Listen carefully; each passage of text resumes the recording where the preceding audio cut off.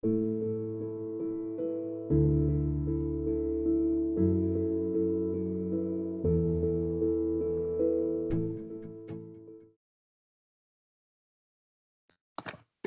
tardes.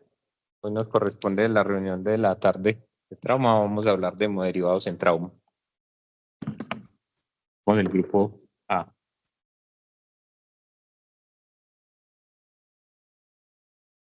Listo. Entonces, para inicio de la charla vamos a hablar de hemoderivados en trauma, específicamente las controversias que hay entre la administración de transfusión con componentes sanguíneos balanceados o sangre total.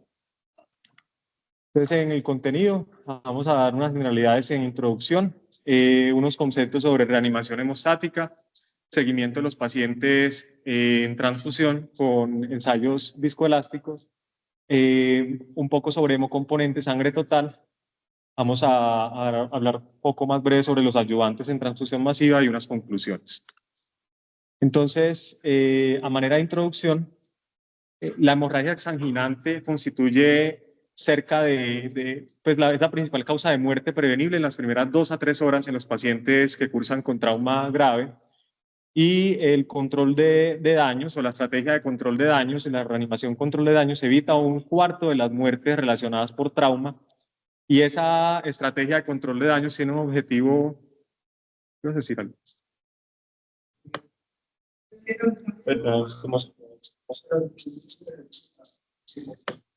¿Es acá? Sí, bueno. Esta estrategia entonces tiene unos objetivos claros, que es el control de la hemorragia, restaurar la perfusión tisular y mitigar la coagulopatía, que en última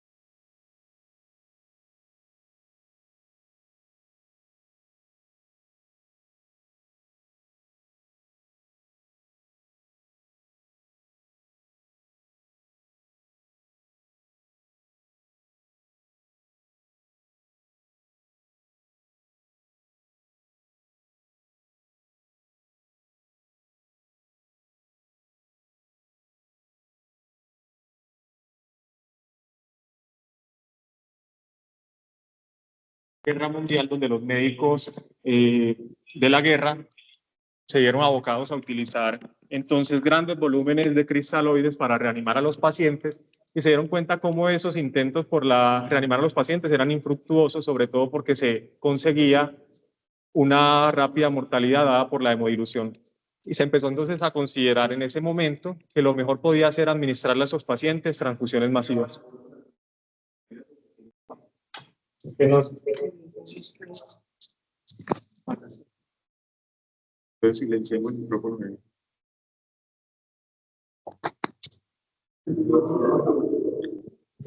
Ya. Entonces ese es el micrófono.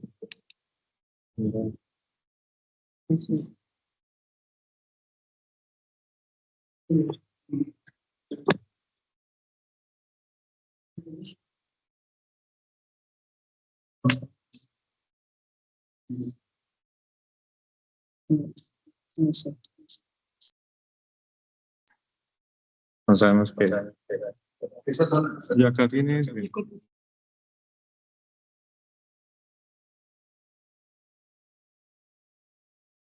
Te van a escuchar ellos.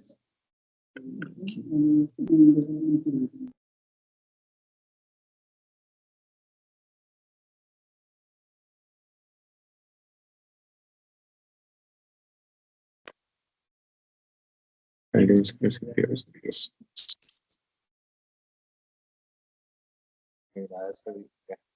creo que ya.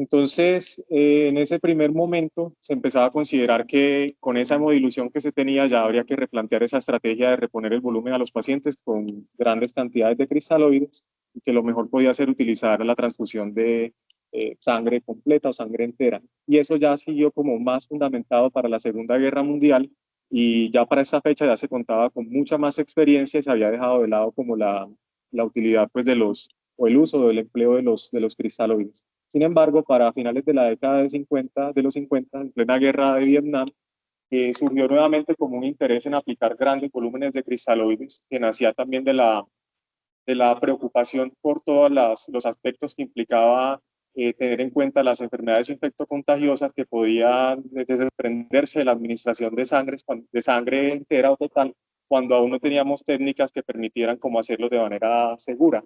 Paralelo a eso, se empezaron a desarrollar nuevas técnicas de fraccionamiento de sangre, entonces empezaron a identificar y a separar los componentes sanguíneos, eso con la intención de administrar, más bien dividirlo y administrar o conseguir poder suministrar esos componentes separados.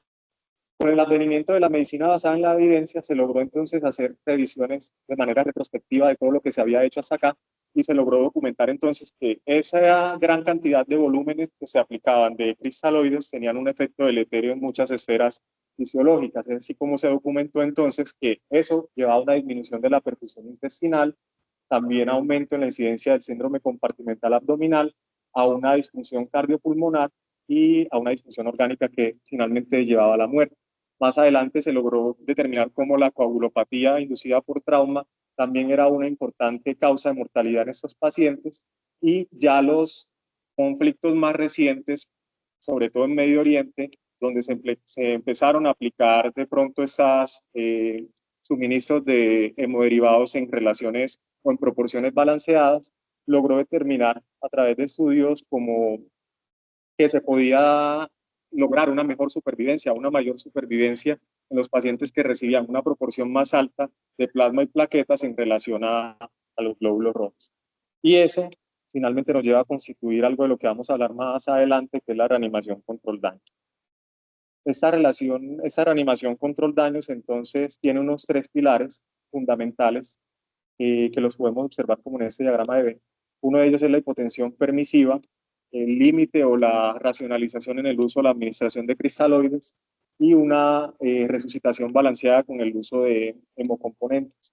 Adicionalmente, considerando la posibilidad de administrar sangre completa, hemostáticos adyuvantes y hacer un seguimiento, una vigilancia de esa reanimación o de esa resucitación con estrategias como las técnicas o ensayos viscoelásticos. Esto está recogido en la mayoría de los protocolos de transfusión masiva que disponemos.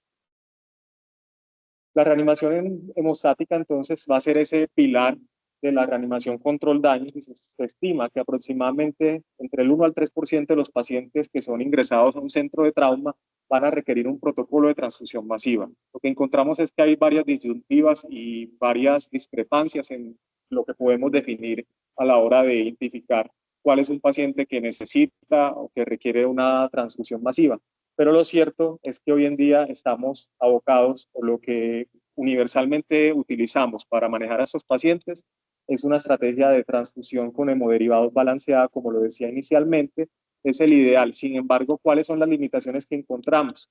Que estas soluciones balanceadas, estos preparados con hemoderivados en proporciones balanceadas no los tenemos tan disponibles fácilmente, sobre todo en aquellos países de medianos y bajos ingresos, y la mayoría van a estar presentes pues en los países de primer mundo.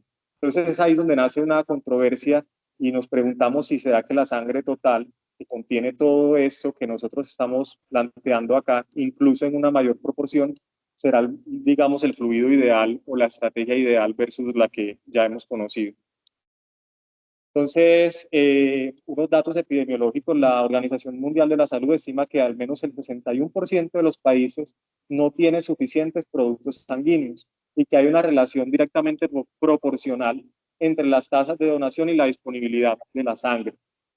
Cerca del 42% de la sangre que se recolecta a nivel mundial está ubicada o se recolecta en países de altos ingresos. y las tasas de donación se estiman por cada 1.000 personas en 32.6% en países de altos ingresos, 15.1% en países de medianos ingresos y en países de medianos a bajos ingresos, 8.1%, finalmente para países de bajos ingresos, en 4.4%, la tasa más baja. El panorama no es distinto para nuestra localización en Latinoamérica y los países del Caribe, donde para 2014 se estimaba una tasa de donación de 14.8 por cada 1.000 habitantes. Y para el caso nuestro en Colombia, a este año, en documentos de una publicación pues, del Ministerio de Salud, tenemos unas cifras, ellos reportan un aumento del 55% de la tasa de donaciones que se obtuvo desde 2004, pasando a un 94% a 2024, y una tasa de donaciones a junio de este año de 425.000 con una aplicación de 606.000 transfusiones para cerca de 159.000 pacientes, y en los departamentos donde más se reportaron recolección de transfusión de donantes, perdón, fue en Santander, seguido por Atlántico. Es importante hablar entonces de reanimación hemostática. Cerca de un tercio de los pacientes que ingresan al servicio de urgencias con un trauma mayor van a desarrollar algo que se conoce como la coagulopatía inducida por trauma. Y esa coagulopatía inducida por trauma va a tener un efecto deleterio pues, en el paciente, y se estima que cerca del 30 al 50% de esos pacientes que cursan con ese trastorno van a morir por esta causa. Entonces, en un estado natural o normal de coagulación, un paciente que tiene o sufre una lesión va a sufrir un reclutamiento, va a generar un reclutamiento de las plaquetas cerca del endotelio, ¿sí? Se va a desencadenar una cascada de la coagulación que va a determinar un cambio pues, de fibrinógeno a fibrina, y con eso la estabilización de la placa es lo que conocemos normalmente. Sin embargo, en una fase temprana de una coagulopatía inducida por trauma, lo que ocurre es que primero hay una falla en el glucocáliz endotelial. Con esto se empiezan a liberar unas sustancias, entre ellos la más importante molécula, que es el factor tisular, que empieza a generar a su vez una inflamación de las células en esta zona, y esas mismas células involucradas, las plaquetas, sufren daños y generan unas partículas que se conocen como patrones moleculares asociados a daño. Todo eso va a generar una disfunción plaquetaria que inicialmente va a generar la acumulación de trombos en esta parte, pero en esta primera fase lo que va a predominar es un estado de hipocoagulabilidad.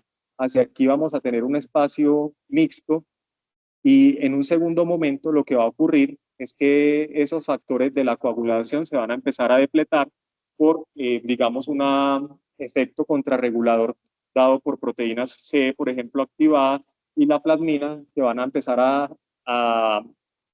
a disminuir la presencia pues, o la tasa de concentración de la fibrina y el fibrinógeno, llevando entonces a una formación de microtrombos que no son trombos efectivos para, digamos, lograr generar una hemostasia, sino que son trombos que se lisan fácilmente y que posteriormente van a perpetuar un estado de sangrado. Entonces vamos a tener dos complicaciones: sangrado y microtrombosis, que van a finalmente a determinar una falla multiorgánica. En este primer momento, en la fase temprana de la coagulopatía inducida por trauma, es cuando tiene o ya hace importancia o toma importancia la reanimación control daños, y vemos cómo es importante entonces la estrategia de hacer hemostasia, la aplicación de ácido tranexámico en las primeras 3 horas, limitar o disminuir el uso de cristaloides, iniciar o darle prioridad también a la reanimación con hemoderivados en la relación, en la proporción que conocemos, la administración de factores o cofactores de la coagulación, como lo son el calcio, que va a ser muy importante para la activación de los factores vitamino K dependientes. Entonces, hablando específicamente del calcio, ¿cierto? Ha surgido como controversias respecto a él con el calcio ionizado, porque sabemos que va a tener un papel fundamental en la activación de los factores 10, 7, 2 y 9, que son los vitamino K dependientes, y hoy en día se incluye entonces como parte del diamante de la muerte, y ya no estamos hablando entonces de un triángulo letal con la hipotermia, la acidosis y la coagulopatía, sino que adicionalmente le estamos adicionando el calcio. Este estudio que se llevó a cabo en Estados Unidos en 2022 trató de predecir si la hipocalcemia era un factor pues predictor de mortalidad, ¿cierto? Este, conociendo pues principalmente los impactos que tiene el calcio en cada uno de estos sistemas, ¿cierto? Musculoesquelético, como vemos entonces en los pacientes que están con una depresión de calcio en el trauma, que puede ser por dos causas. Uno, por la reanimación que hacemos, y en esa reanimación tenemos productos que se aplican que de alguna forma están citratados y que quelan el calcio, o bien sea por la misma coagulopatía que lleva a una depresión de este calcio, y nos puede disminuir entonces el gasto cardíaco, nos puede alterar la contracción muscular esquelética y con eso alterar la dinámica ventilatoria del paciente o disminuir la secreción de catecolaminas porque no hay suficiente calcio en las terminales presinápticas y con esto no tener una respuesta adecuada al choque o a nivel hematológico, lo que ya hemos mencionado. Esta revisión entonces se llevó a cabo basándose en las guías PRISMA, se consultó sobre la hipocalcemia y las asociaciones con mortalidad y transfusiones de sangre. En estas bases de datos, con estos términos, se encontraron 300 registros y se excluyeron 293. En los criterios de exclusión estaban ser un adulto mayor de 65 años, tener comorbilidades o enfermedades crónicas y múltiples causas de muerte que no se explicaran únicamente como por el trauma con el que cursaba el paciente.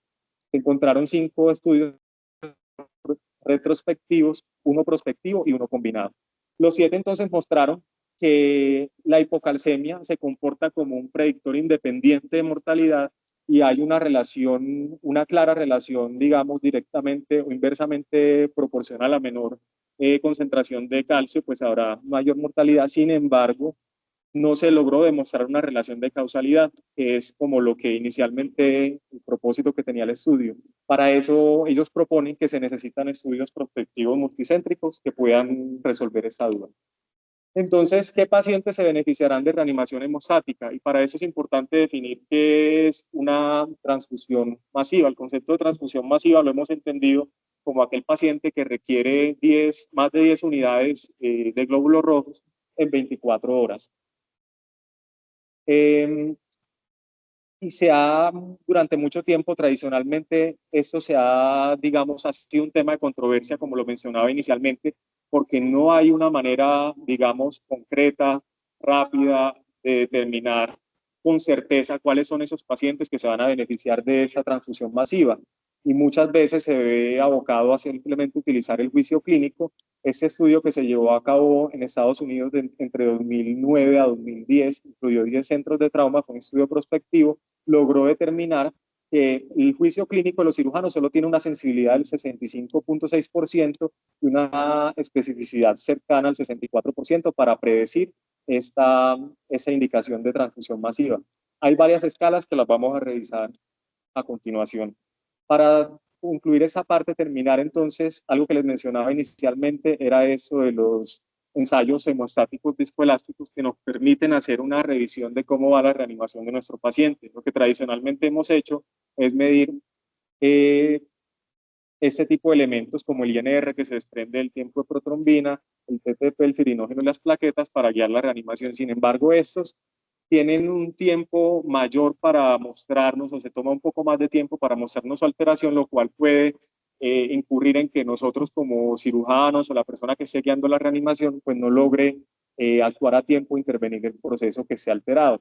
Para eso, más o menos desde la década de los 70 aparecen los test viscoelásticos, principalmente la tromboelastografía convencional y más tarde aparece la tromboelastografía retrógrada que pues va a ser, la diferencia es que nos arroja resultados en tiempos mucho más cortos, como 5 minutos. Eso evalúa perfiles hemostáticos, pirinolíticos y generales del paciente. Principalmente unos aspectos como la iniciación, la formación, la fuerza, la estabilidad y la descomposición del coágulo. Tu estudio o la implementación de estos test o de estas técnicas ha llevado a que podamos hacer una disminución en la reanimación agresiva y la transfusión de grandes cantidades de plasma, plaquetas y crioprecipitado. Ahora vamos a hablar de los hemocomponentes que se pueden utilizar o que utilizamos generalmente en la reanimación. Durante los últimos años, la reanimación en trauma ha cambiado de una forma importante, especialmente sobre el aporte de fluidos y hemoderivados, como lo mencionamos, ¿cierto? ahorita les mostramos unos datos que son relevantes, importantes, porque esto ha ido virando. Tradicionalmente los pacientes recibían gran cantidad de cristaloides y solo eran transmitidos después de varias horas de evolución. La coagulopatía asociada al trauma ocurre generalmente por el daño tisular y todos los mecanismos que explicó José. Muchas veces también se asocia a los esfuerzos que se hacen por la reanimación, sobre todo cuando aplicamos bastantes líquidos. Puede desarrollarse desde los primeros 30 minutos y se presenta por una hiperactivación, además de los diferentes mecanismos fisiopatológicos que prolongan y empeoran los estados de coagulación. Entonces, esto es más o menos lo que le mencionó José, el rombo de la muerte, la coagulopatía, la hipotermia y la acidosis metabólica, eso, y le sumamos la hipocalcemia. Todo esto va en detrimento de la función plaquetaria y de la función de la coagulación. Entonces, el trauma lo que hace es generar un daño tisular que al final de toda la cascada lo que va a hacer es activar la cascada de coagulación y dejamos que todos estos mecanismos se activen de forma regulada, perdón, de forma poco regulada, lo que va a hacer es mantener la persistencia de la coagulopatía. En cuanto a lo de la reanimación agresiva con líquidos, este estudio que incluyó 3.137 pacientes de reanimación pues, de trauma, estos pacientes se reanimaron con cristaloides. En general los dividieron entre pacientes ancianos y pacientes no ancianos. La mayoría eran pues, pacientes no ancianos pues, por la epidemiología del trauma. Lo que se demostró es que al aplicar volúmenes mayores a 1.5 litros aumentaba la mortalidad tanto en la población pues joven como en la población mayor. Incluso es curioso porque a partir del 1.5 litros vemos que en ambas poblaciones, esta es la población anciana y esta es la población joven, vemos que va aumentando la mortalidad y siempre se vuelve, pues es estadísticamente significativo en cada uno los parámetros que midieron pues en cuanto a los líquidos. Entonces, la reanimación contra el daño se define como el control rápido de la hemorragia con la administración temprana de hemoderivados. El inicio temprano de la administración de hemocomponentes aumenta la supervivencia de los pacientes y permite controlar el déficit intravascular, la coagulopatía del trauma y preserva la capacidad de transporte de oxígeno de la sangre. Además, previene la coagulopatía dilucional que podemos generar cuando le ponemos líquidos a estos pacientes. Todo esto es extrapolado del ámbito bélico, sobre todo en las últimas de las guerras de Afganistán e Irak. Aquí vemos como los pilares de la reanimación contra el daño, que es el uso de antifirinolíticos, el diagnóstico rápido, la aplicación limitada de cristaloides, un rápido control del sangrado, hipotensión permisiva y una aplicación rápida de hemocomponentes en proporciones 1:1:1. La administración ¿a qué se refiere cuando hablamos de administración de hemocomponentes 1:1:1? Entonces, digamos que en las últimas décadas se hablaba de administración de conjunto de glóbulos rojos, plasma y plaquetas, ¿cierto? Pero no teníamos o establecía una proporción. Hay muchos estudios que evalúan como estas proporciones y digamos que las que siempre les iban como mejor era la proporción 1:1:1 o la 1:1:2, o sea, 2 unidades de glóbulos rojos, una de plaqueta y una de plasma, versus una unidad de glóbulos rojos, una de plaqueta y una de plasma, ¿cierto? Entonces, lo que hicieron, pues, se plantearon este estudio, que es el estudio PROC, pues, para ver cuál proporción le iba mejor a los pacientes. Esto llama la atención, porque, pues, midieron varias cosas de los parámetros en sangre. Entonces, obviamente, la proporción 1:1:1 versus la 1:1:2, la 1 le iba mejor en los tiempos, en todos los parámetros que hablamos de la coagulación como tal, y la proporción que tenía 2 unidades de glóbulos rojos, obviamente le iba mejor en los parámetros paraclínicos, de la hemoglobina y el hematocrito. Sin embargo, lo que se demostró es que los pacientes a los que le aplicaban la proporción de una unidad de glóbulos rojos por una de plaquetas, por una de plasma, tenían menos mortalidad a las 24 horas y a los 30 días que los pacientes que se le aplicaba 2 unidades de glóbulos rojos por cada una de los otros hemocomponentes. Eso, lastimosamente, pues en el estudio no mostró que fuera estadísticamente significativo, pero sí tenía una cierta tendencia, entonces es, digamos, como lo que se ha venido tomando desde ese momento, que es pues, la proporción que debería aplicar en los pacientes con trauma es 1-1-1, sobre todo por la parte de la coagulación. Aquí vemos la mortalidad, este es del mismo estudio, la mortalidad a las 24 horas y a los 30 días, viendo que les iba mucho mejor, pues les iba mejor a los pacientes que se le aplicaba la proporción de igual. Entonces, este estudio encontró que les iba, o que la proporción óptima era la de iguales componentes, sin embargo, pues era más una tendencia que un valor estadísticamente significativo, pues por lo que demostró, pues porque la P no era estadísticamente significativa. Entonces, aquí ya nos preguntamos, entonces, bueno, ya hablaron de las proporciones y todo eso, ¿quién se beneficia de la aplicación de hemoderivados en esta relación? Principalmente los pacientes que requieren una transfusión de hemoderivados masiva, una transfusión masiva. ¿Y cómo se define esta? Entonces, es una definición arbitraria, la definición de transfusión masiva, la más común o la más utilizada son 10 unidades de glóbulos rojos que se usan en las primeras 24 horas. Sin embargo hay muchas definiciones, pues hay varias. Hay una que habla de 4 unidades de glóbulos rojos en la primera hora, otra que habla de reemplazo de la volemia, de por lo menos el 50% de la volemia en 3 horas. Hay otro que habla de por lo menos 70 mililitros de sangre por cada kilogramo de peso en 24 horas, pues hay muchas, pero la más utilizada es la de 10 unidades de glóbulos rojos. Entonces, son pacientes que son los pacientes que se benefician. Bueno, y entonces, pues ya cómo hago para predecir que un paciente pues, va a necesitar una transfusión masiva y le voy a poner estos hemoderivados en las proporciones que hablamos. Pues hay muchos modelos, hay varios modelos que son simples, desde el que usa pues el índice de choque que relaciona la presión arterial con la frecuencia cardíaca. También está el ABC, que relaciona la frecuencia cardíaca al FAS y el mecanismo penetrante SIDA, y hay otros más complejos como el Trauma Associated Severe Hemorrhage y el RABT, que no lo ves.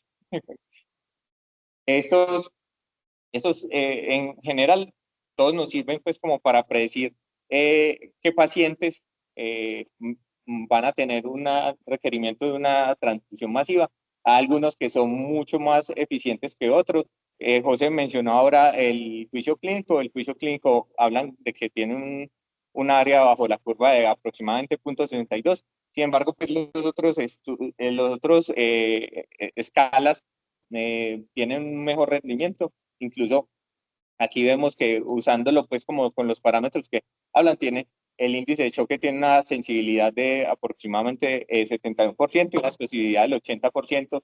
El ABC tiene utilizado con el valor de 2, tiene una sensibilidad del 91% y una especificidad de 51%. Y el RABT tiene una sensibilidad de aproximadamente el 91% y una especificidad del 49%. Entonces, finalmente, estas herramientas que me ayudan a predecir quién va a requerir una transfusión masiva para activar los protocolos de transfusión masiva, que digamos que en cada institución pues debería haber protocolizado pues como a cuántas unidades se van a transfundir o cuántas unidades se van a llevar y pues las proporciones que idealmente deberían ser las que les mencionamos en 1-1-1. Bueno, yo les voy a hablar de sangre total.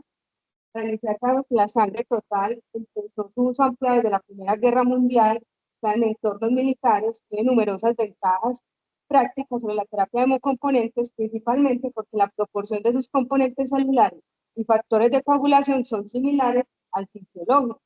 Además, los hemoderivados tienen una mayor cantidad de anticoagulantes aditivos que la sangre total y esto aumenta el riesgo de una coagulopatía dilucional, sobre todo cuando se administran las primeras 24 horas.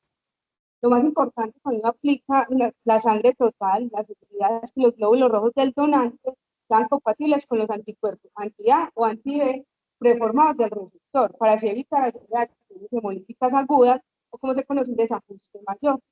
Lo otro es que la sangre del grupo O es compatible con todos los receptores, pero el plasma sí contiene anti-A y anti-B, que podría producir una hemólisis en el receptor que no sea del grupo O, y eso se conoce como el desajuste menor. ¿Cómo mitigo este riesgo? La primera y la más fácil es transfundir solo sangre específica, o sea, A con A, B con B o con o la otra es medir los anticuerpos en la sangre del grupo O, y solo los del grupo O que tengan unidades con títulos bajos de anticuerpo, que se conoce como sangre entera de título bajo o sangre entera universal, se utilizarían. Se utilizaba pues en víctimas de combate desde la Segunda Guerra Mundial, en la Guerra de Corea y en la de Vietnam.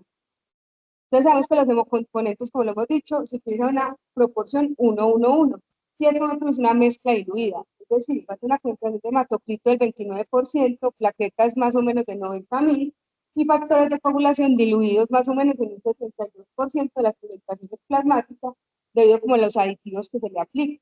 En cambio, la sangre total, que no tiene estos aditivos, el almacenamiento puede variar sus concentraciones. Hematocrito, 35-38%, plaquetas entre 150.000 a 200.000, y los factores de coagulación van a ser el 85% de los valores previos a la donación, y esto lo vamos a encontrar en un solo producto que solo requiere refrigeración, que sea nada distinto a lo que ya tenemos para los hemocomponentes. Entonces, traigo este análisis retrospectivo, donde ellos querían ver la mortalidad y el uso de sangre en pacientes. Se le aplicaba sangre completa de bajo título, una media más o menos de 2 unidades, y a 135 pacientes se le aplicaba hemoderivados. Ellos encontraron que en la mortalidad intrahospitalaria a las 24 horas y en la estancia hospitalaria no hubo una diferencia estadísticamente significativa entre los dos grupos. Además, tampoco en la media de bolsas que se utilizaron para estos pacientes, que en ambos fue de 4. Entonces ellos dicen que la sangre total del grupo de bajo título tuvo resultados similares en comparación con los receptores de terapia de componentes convencionales. Ya este estudio, que fue en militares en combate, se les transfundió más de una unidad de glóbulos rojos. El resultado primario que ellos querían ver era la supervivencia a las 24 y a los 30 días. Hubo un grupo en los cuales se les aplicó transfusión de sangre fresca, glóbulos rojos y plasmas, pero no plaquetas, 100 pacientes, y el otro grupo se les aplicó hemocomponentes, o sea, glóbulos rojos, plasma y plaquetas, 254. Y ellos encontraron que a las 24 horas y a los 30 días había una diferencia estadísticamente significativa en los pacientes en los que se utilizaba sangre fresca, y aumentaba la supervivencia en un 13%. Además, que se administró una mayor cantidad de aditivos y anticoagulantes en los pacientes que utilizaron hemocomponentes en comparación con la sangre total, más o menos 825 mililitros más, y esto fue estadísticamente significativo. Ellos concluyen que el uso de esta sangre total y el volumen transfundido se asocia de una forma independiente con una mejor supervivencia a los 30 días. Este estudio prospectivo observacional del 2021, que duró un año, ellos tenían pacientes 253 en los que se les aplicaba una o más unidades de glóbulos rojos. El 70% se le aplicó hemocomponentes y al 30% sangre total. Ten en cuenta que en este grupo el índice de choque era mayor al ingreso y eran más traumas penetrantes. Ellos encontraron que a las 24 horas sí se aplicaban menos glóbulos rojos, o sea, sangre total, a los pacientes de sangre total, y tenían menos días ventilados, o sea, menos el síndrome de dificultad respiratoria, pero como está en la mortalidad intrahospitalaria no encontraron una diferencia estadísticamente significativa. Para el 2023 sale esta revisión sistemática de 17 estudios en pacientes civiles. Para que ellos querían ver la mortalidad también a las 24 horas y a los 30 días, para pacientes transfundidos en dos grupos, uno con sangre total versus hemocomponentes y otro con sangre total más hemocomponentes comparado solo con hemocomponentes. Y los secundarios eran el volumen de transfusión, la estancia hospitalaria en UCI y las tasas de complicaciones. Ellos encontraron en mortalidad que los pacientes, comparándolos con el grupo de hemocomponentes más sangre total versus solo hemocomponentes, se da una diferencia estadísticamente en la mortalidad en contra del uso de solo hemocomponentes. Esto fue estadísticamente significativo. Para los 30 días ya esta significancia estadística no existía. Y en los que solo se comparaba hemoderivados más sangre total, no una diferencia estadísticamente significativa. En el volumen de transfusión, en los dos grupos, a las 6 horas y a las 24 horas, en el grupo de sangre total sí se transfundía menos sangre, pero eso tampoco fue estadísticamente significativo porque pasaba la unidad. Al igual que en las complicaciones, todas pasaban la unidad, entonces para ellos no tuvo una significancia estadística, al igual que la estancia NUS.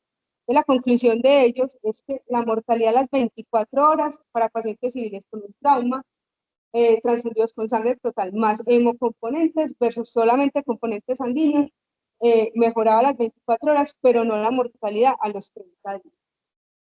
Entonces, como el principal dilema de la sangre total es cómo es la eficacia hemostática de las plaquetas guardadas en frío. La Asociación Americana del Banco de Sangre sugiere que las plaquetas deben almacenar entre 22 a 24 grados de una agitación suave y continua, máximo por 5 días. ¿Por qué? Porque esto mantiene mejor su función cuando se le aplica a los pacientes sobre la hemostasia de las plaquetas. Pero que al estar en una temperatura ambiente va a aumentar la posibilidad de contaminación bacteriana y además hay una disminución en la función plaquetaria por una disminución del pH. La evidencia actual habla que las plaquetas guardadas en frío hasta por 21 días pueden conservar su función hemostática. Para el 2020 se hizo este estudio donde ellos querían evaluar la estabilidad hemostática de la sangre total almacenada en frío preparar una filtración de leucorreducción que ahorra plaquetas. Ellos hicieron 20 donantes entre hombres sanos y mujeres nulíparas. Las unidades se guardaban de refrigeración y no se agitan 2 a 8 grados. Y a los días 0, 6, 11, 16 y 21 se tomaban muestras de hemoglobina, plaquetas y niveles de factores de coagulación. El día 1, 3, 7 y 14 y 21 se hacía una tromboelastografía. Entonces ellos encontraron que en el recuento del glóbulo rojo, hemoglobina y hematocrito estuvo estable durante los 21 días. En las plaquetas hubo una disminución significativa en los primeros 6 días, pero posteriormente esto se estabiliza y tiene una media más o menos de 96.000 plaquetas. El fibrinógeno y los factores de coagulación también van a estar estables y cuando se hacía la tromboelastografía se dan cuenta que hay un ligero retraso en la iniciación del coágulo y la progresión, pero al final había un coágulo estable y fuerte. Entonces ellos concluyen que la sangre total puede utilizarse de forma segura en pacientes con trauma y choque hemorrágico porque mantiene los niveles de factores de coagulación y la fuerza del coágulo durante 20 días. Entonces, en la seguridad de la sangre total no se ha demostrado como tal unas diferencias significativas en las tasas de reacciones transfusionales cuando los receptores de sangre total, pues con receptores de sangre total tipo con bajos títulos. Además, no se ha documentado ningún cambio en los marcadores de hemólisis con la administración de hasta 4 unidades de sangre total. Esta gráfica, como comparando los hemocomponentes con la sangre total, sabemos que los hemocomponentes tienen mayor volumen de aditivos y anticoagulantes, se van a necesitar más bolsas de transfusión y la disponibilidad en hospitales, sobre todo pues, lugares más alejados, va a ser más difícil, al igual que la accesibilidad y el costo va a ser muchísimo mayor. Por ejemplo, aquí vemos un paquete de transfusión masiva en trauma versus lo que podría utilizar en sangre total. Ya para finalizar, tenemos los ayudantes en protocolos de transfusión masiva, está el ácido tranexámico, que es un antifibrolítico. Esto se mostró que sí reduce de forma segura la mortalidad cuando se aplica en las primeras horas posteriores a la lesión. Está el factor 7 activado recombinante, este como tal tiene un papel poco claro, pero también se hizo un estudio que se llama CONTROL, donde sí se ve una disminución en el uso de hemoderivados, pero como tal no un efecto en la mortalidad. Y está el concentrado de complejo de protrombina, que sí tiene mayor disminución del INR, pero falta evidencia en pacientes con trauma. Entonces, como conclusiones, decimos que la reanimación en el choque hemorrágico por trauma ha experimentado una notable evolución. Se ha pasado de la administración de grandes volúmenes de cristaloides a la terapia con hemocomponentes y más recientemente a la reintroducción del uso de sangre, como vimos, esto se utilizaba pues desde la Primera Guerra Mundial. La fórmula balanceada 1-1-1 busca emular la composición celular y los factores de coagulación fisiológicos, proporcionando un enfoque más integral, pero este tipo de manejo requiere una alta demanda técnica y disponibilidad de recursos, lo que representa un reto en el tratamiento de pacientes con traumas severos. Sin embargo, la sangre total se perfila como una estrategia prometedora entre la resucitación hemostática al ofrecer ventajas tanto técnicas como en términos de resultados clínicos en muchos estudios por encima de la terapia convencional. Muchas gracias.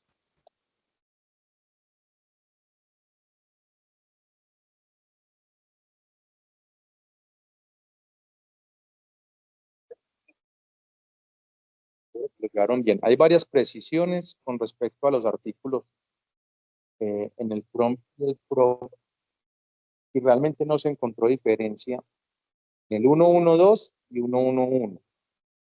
Correcto. Entonces, y el ahorro de hemoderivados. Es los mismos desenlaces con menos hemoderivados, ¿de acuerdo? Entonces, por eso la tendencia es a que usen 112 más que 111. ¿Ustedes saben qué es 111 y 112? Es que no se durmieron.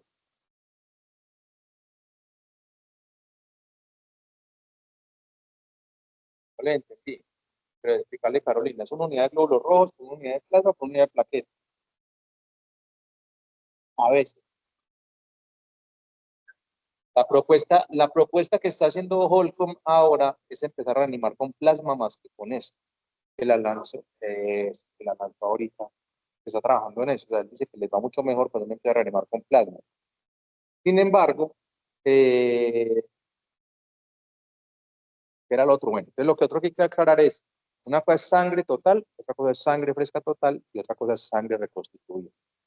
¿Por qué no hay diferencia? Porque la sangre reconstituida, usted está simulando lo que tiene la sangre fresca total, por lo tanto no se mostró diferencia. La diferencia es que los volúmenes de infusión en esos pacientes son menores cuando usted usa ¿qué? Sangre fresca total, son menores. Y lo otro es una sangre de banco, ¿sí? Que así en los estudios demuestran que hasta 21 días pueden durar, hecho por trombolastografía y todo eso, que es lo que usted le apunta a los factores de coagulación y el plasma, sí se ve que hay mejores resultados con la sangre fresca total, es decir, la sangre de menos de 72 horas de recolectada. Creo que sí viene un boom de sangre fresca total, sin embargo, para nosotros como hospitales, no es tan costo efectivo poner sangre total versus hemoderivados, porque no solamente tenemos pacientes de trauma, entonces están los pacientes hematológicos, se van a perder algunos factores que necesitan los otros pacientes, a los cuales ya podemos llegar a un acuerdo, que es lo que estoy tratando de llegar, y es, si yo no la uso a las 72 horas, entonces ya divídamela. Lo que pasa es que aquí sí consumimos mucha sangre, lo mismo que en el Pablotón, entonces yo espero que podamos llegar a eso en algún momento. En Cuenca lo hacen así. Lo está haciendo Juan Carlos Alamea, le ha ido hasta ahora bien. Creo que va a sacar otro artículo dentro de poquito. Pues creo que esto sigue. Si ustedes como cirujanos tienen que saber cómo transfundir y cómo reanimar, eso no lo podemos dejar al anestesiólogo. Hay que saber de esto. ¿Listo? Yo no sé si los otros docentes tienen algo para decir. La mía en el sur del Ecuador, en el Vicente Moscoso, Vicente Corral Moscoso. Y esa población tiene la particularidad que la mayoría son seropositivos. Entonces se les facilita mucho tener la sangre por 48 a 72 horas y si no se usó, va a fragmentación. Y no pierden nada porque incluso las plaquetas tienen un centro oncológico cerca donde las mandan para que las usen allá. Yo sí pienso que iba a salir hasta cuando yo leí lo último, un estudio aleatorizado que era el Western, si no estoy mal, en donde se quería corroborar la prueba piloto que hizo la Universidad del Valle con sangre total, donde primero corroboraron que las plaquetas no hay que refrigerarlas a tan bajas temperaturas, porque ellos las refrigeraron de 2 a 8 grados centígrados y les duró 21 días la acción plaquetaria. Y lo único que vieron con esa refrigeración de algunos días es que la fase de iniciación de la formación del coágulo se veía un poquito prolongada, pero el resultado final de la calidad del trombo era la misma. Entonces, yo sí pienso pues que es una apuesta a realizar. Nadie dice que es fácil realizar eso, pero todo es un péndulo. Empezó con sangre total y ya estamos hablando de sangre total.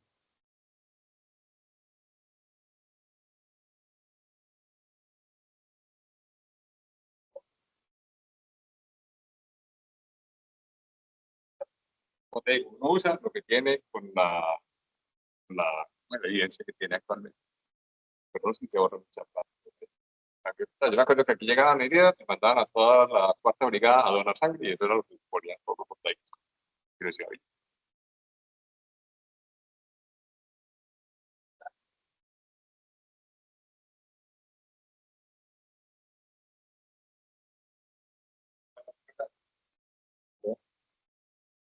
El tema, ¿qué tema? ¿Alguna intervención en JAMA?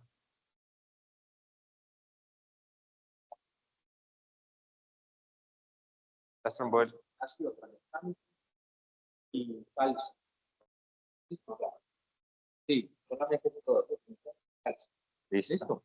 Ha sido Listo, ha sido tranexámico y calcio en reanimación, en trauma.